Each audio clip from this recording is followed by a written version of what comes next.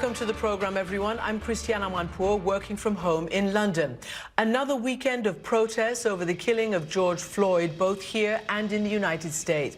Demonstrators in the city of Bristol pulled down the statue of an infamous slave trader and pushed it into the harbor where his ships once left to collect their human cargo. While in Minneapolis, the first signs that Black lives do matter are coming from the city council, which is pledging to dismantle the police department and promising a shift towards community-based strategies instead. However, like the mayor of Minneapolis, not everyone agrees that abolishing the entire department is the right approach.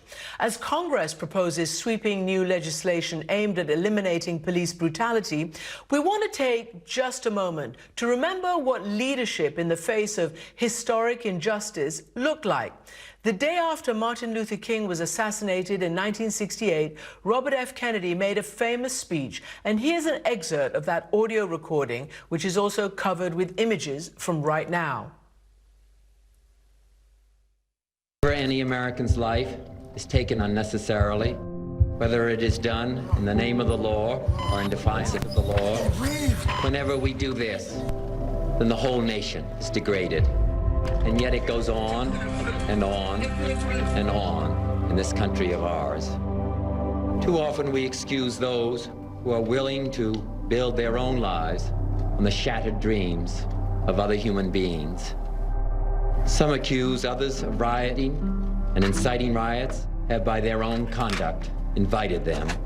This is the violence of institutions, indifference, inaction, and decay.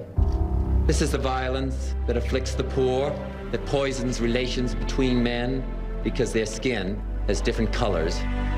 This is the slow destruction of a child by hunger and schools without books. This is the breaking of a man's spirit by denying him the chance to stand as a father and as a man amongst other men.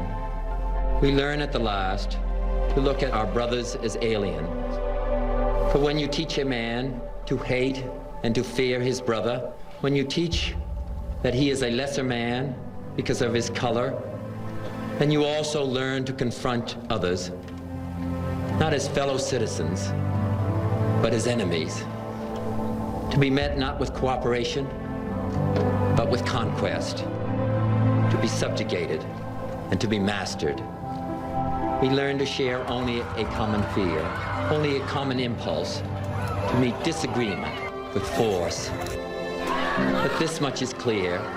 Violence breeds violence, repression breeds retaliation, and only a cleansing of our whole society can remove this sickness from our souls. We must admit the vanity of our false distinctions and learn to find our own advancement in search for the advancement of all.